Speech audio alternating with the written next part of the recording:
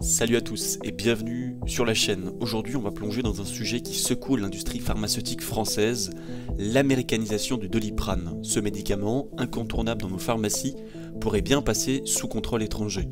Alors pourquoi une telle vente? Quels enjeux pour la souveraineté sanitaire en France? Est-ce que Sanofi sacrifie une part de son patrimoine pour des raisons purement financières ou s'agit-il d'une stratégie à long terme pour se concentrer sur des traitements plus innovants? On va décortiquer tout ça ensemble, les raisons de cette décision, le rôle des fonds d'investissement américains et surtout les conséquences pour le consommateur.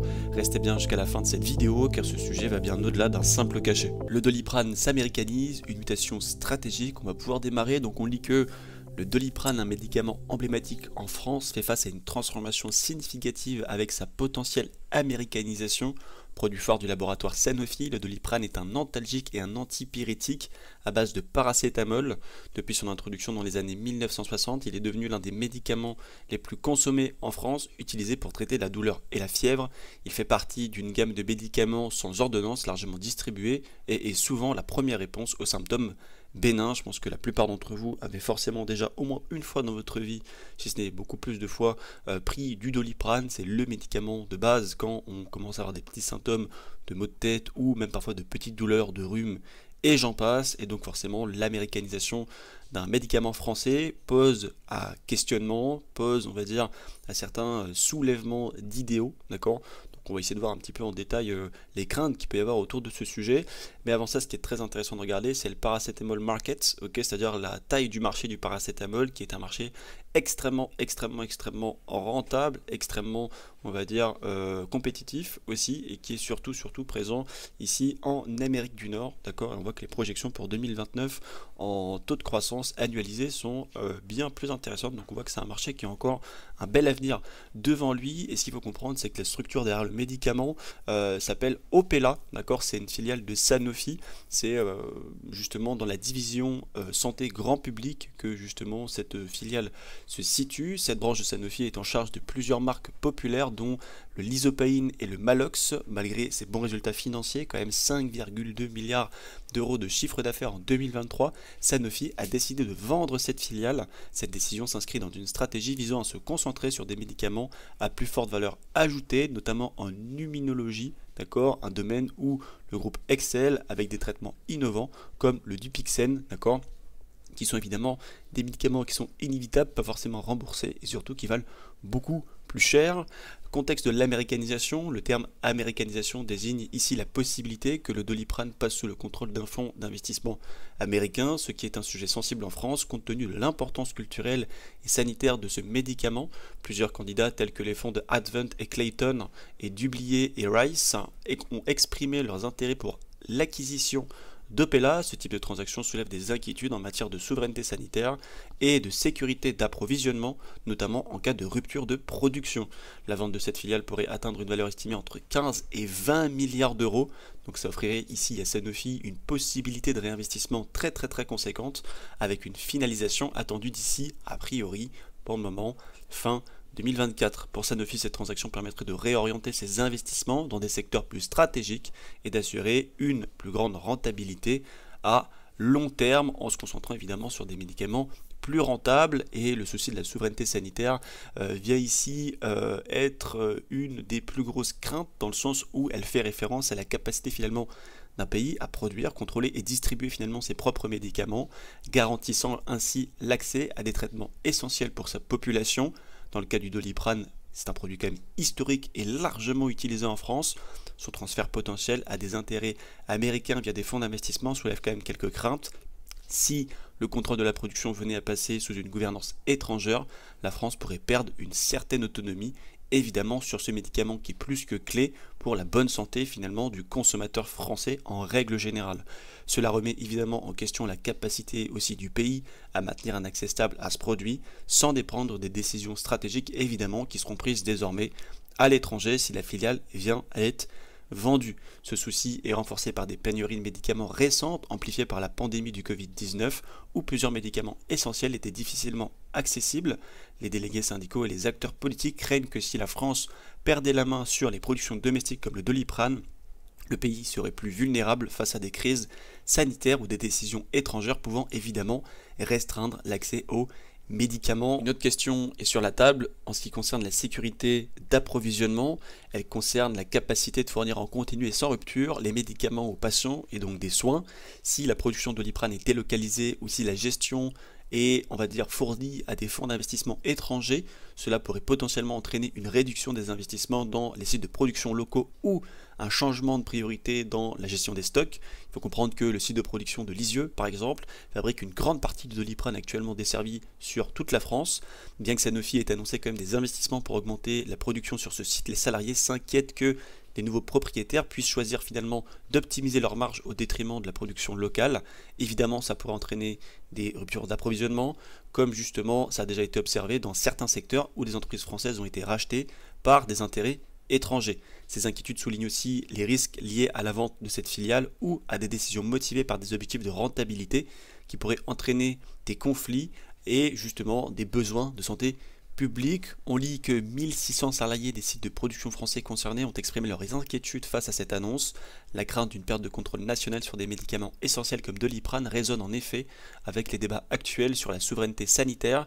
Je lis, tout le monde connaît Doliprane, mais demain la France n'aura peut-être plus la main sur ce médicament majeur, confié déjà en octobre 2023 à un délégué syndical au quotidien Le Monde. Sanofi assure du maintien des emplois et de ses investissements sur les sites français. Sanofi veut néanmoins se voir rassurant. Il n'y a pas d'impact sur les collaborateurs ou l'empreinte industrielle. Parallèlement, le groupe réaffirme son attachement à Doliprane. Doliprane est une marque française emblématique, fabriquée en France et vendue exclusivement en France. Le groupe a par ailleurs déclaré investir 20 millions sur le site de Lisieux dans le Calvados consacré à Doliprane pour augmenter significativement les capacités de production dans les prochaines années. Donc on verra un petit peu si finalement toutes ces directives sont suivies par les nouveaux acquéreurs. Encore une fois, ce ne sera plus à Sanofi de décider par la suite. Il faut comprendre que nous, de notre côté, on est là pour adopter une vision économique et financière totalement, on va dire, décorrélée de vision émotionnelle ou sociétale, d'accord? Évidemment, on parle de sociologie parce que on est quand même dans un secteur médical pour le consommateur, mais nous, en tant qu'investisseurs, on va surtout s'intéresser aux intérêts financiers derrière ce sujet. Donc c'est pour ça qu'on va parler ici des avantages et des potentiels inconvénients un petit peu de tout ce sujet. Du côté des avantages, il faut comprendre que cette vente pour Sanofi offrirait une très grande flexibilité financière pour se concentrer sur des médicaments évidemment plus innovants, un domaine où le laboratoire vise une croissance accélérée. Il faut comprendre aussi que pour le fonds d'investissement, ça s'agit d'une opportunité énorme d'acquérir des marques bien établies, quand même dans le domaine de la santé grand public, avec des perspectives évidemment de rentabilité très stable. Cependant, cette vente présente quand même des risques, hein, comme on en a parlé avant. Donc Sanofi, les salariés de Sanofi tout du moins craignent des licenciements ou une délocalisation de la production, bien que quand même Sanofi, encore une fois, ait promis de maintenir sa production de Doliprane en France. Bien ailleurs, l'acquisition, on va dire, par un acteur étranger, ça pourrait quand même altérer la disponibilité et l'accessibilité de ce médicament pour les consommateurs français. Le groupe souhaite se concentrer ses ressources sur des médicaments à plus forte valeur ajoutée, notamment dans des secteurs comme l'immunologie, l'oncologie ou les maladies rares. On va en parler juste après. Cette stratégie fait suite à une pression accrue sur les grands laboratoires pour se concentrer sur des segments plus innovants et lucratifs où Sanofi a déjà montré des résultats prometteurs avec des traitements comme le Dupixent utilisé pour les maladies inflammatoires chronique. Donc on comprend que financièrement Sanofi est dans une perspective totale de profit et de stratégie lucrative, d'accord, et pas vraiment penché sur, on va dire, la stabilité de l'approvisionnement en médicaments pour le consommateur. La branche santé grand public génère des revenus stables avec un faible besoin en investissement en recherche et développement, mais elle est perçue comme moins dynamique en termes de croissance. Sanofi préfère donc se délester de cette division pour se recentrer sur ses investissements sur des segments à fort potentiel qui peuvent générer évidemment des marges bien plus importantes à l'avenir. Cette décision de vendre la branche Opella offre à Sanofi une opportunité de libérer des fonds considérables. La vente est estimée quand même entre 15 à 20 milliards d'euros. Il faut dire que si la totalité de cette somme est investie dans la recherche de nouveaux médicaments ou justement dans la croissance et l'innovation et le développement, on va dire, d'économie d'échelle sur encore une fois des médicaments plus innovants, ça pourrait justement classer Sanofi à un rang encore plus mondial que là où l'entreprise est déjà présente, donc forcément c'est un tournant stratégique très très important. La décision de Sanofi de se délester de sa division santé grand public s'inscrit dans une stratégie de profitabilité accrue, mais pas uniquement en raison des prix plus élevés sur des médicaments sur lesquels elle se concentre. L'objectif est de concentrer ses investissements sur des traitements innovants qui offrent un potentiel de croissance et des marges plus importantes. Ces médicaments, souvent issus de biotechnologie ou des thérapies avancées, sont plus complexes à développer et à produire, mais ils répondent à des besoins médicaux importants et bénéficient de prix élevés en raison de leur caractère innovant et de leur efficacité dans des indications thérapeutiques complexes, d'accord. Et là l'objectif c'est de voir un petit peu les médicaments sur lesquels Sanofi va pouvoir se concentrer. Donc il y en a 4 principalement. Sanofi vise particulièrement sur des traitements dans 3 domaines clés. Comme expliqué tout à l'heure, le premier sur le secteur sur lequel justement Sanofi va réorienter sa stratégie, c'est l'immunologie, qui est justement un système d'études lié et basé sur le système immunitaire, c'est-à-dire que les défenses naturelles du corps, elles ne sont plus en capacité de concrètement réagir aux infections et aux maladies. Et évidemment, quand ce système ne fonctionne plus, ça peut entraîner des maladies inflammatoires et auto-immunes absolument énormes.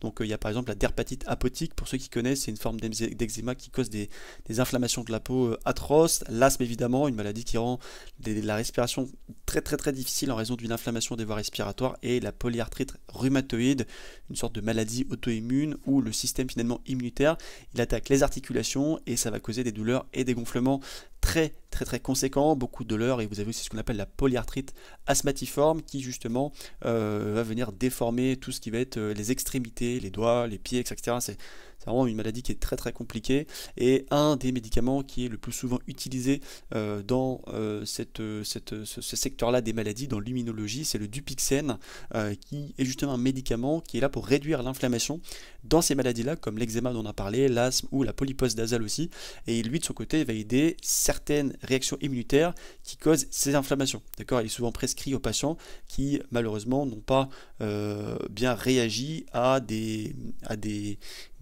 traitements plutôt classiques. On va aussi voir l'oncologie. L'oncologie, pour ceux qui ne savent pas ce que c'est toute la branche de la médecine qui va traiter les cancers.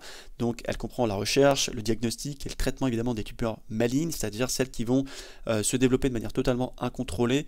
Évidemment dans les exemples de cancers que vous connaissez tous, le cancer du sein, le cancer du poumon, la leucémie qui est justement un cancer du sang qui va affecter les globules blancs et qui va venir malheureusement provoquer des difficultés immunitaires extrêmes. Et les deux médicaments qui sont principalement utilisés, il y a le Sarclisa et le Libtayo, excusez-moi. Le Sarclisa, lui de son côté, c'est on va dire un médicament qui va aider le système immunitaire à attaquer toutes les cellules cancéreuses, excusez-moi, plutôt cancéreuses, c'est peut-être un petit peu plus français, en ciblant une protéine bien spécifique sur ces cellules-là, d'accord. Il va être souvent administré en combinaison avec d'autres médicaments. Donc forcément c'est un inévitable quelque part. Et le Libtayo qui lui est un médicament qui est utilisé pour traiter certains types de cancers de la peau, comme par exemple, je sais pas moi quel exemple je peux vous donner, j'en ai pas vraiment, il y a alors si ma mémoire est bonne, il y a le carcinome, quelque chose comme ça, il me semble que ça commence par carcinome épidermoïde ou quelque chose comme ça, c'est vraiment pas beau, hein. C'est cancer de la peau, je pense que ça fait partie des pires cancers qui peuvent exister. Et de ce côté, ce médicament il appartient à la classe des immunothérapies, d'accord, qui va aider vraiment le système immunitaire à reconnaître et à combattre ces cellules cancérigeuses. C'est-à-dire quand votre système immunitaire finalement il est un peu mort ou il est inactif, il a plus cette capacité d'analyser chaque petite chose qui va rentrer ou chaque petite chose qui va circuler, et c'est finalement on va dire comme une petite lampe dans la nuit ce médicament, et ça va pouvoir aider vraiment le système immunitaire à bien se défendre. Et après les maladies rares, évidemment les maladies rares comme par exemple je sais pas moi, qu'est-ce qu'on peut donner comme maladie rare, je sais pas moi, vous avez une maladie qui est absolument folle, c'est le purpa thrombotique, thrombocinotique, plus exactement comme on dit, acquis, qui est absolument fou. Ah, voilà le PPTA, voilà, il écrit juste ici, qui est une maladie qui cause des caillots sanguins finalement dans les tout petits vaisseaux, ce qui peut entraîner des complications évidemment très graves pour la santé.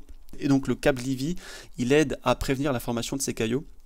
Donc par exemple, c'est entre guillemets un médicament qui va venir fluidifier un petit peu plus le sang, mais vous voyez bien que ces médicaments-là sont des inévitables actuellement dans tout ce qui va concerner le cancer, l'oncologie et l'immunologie, d'accord.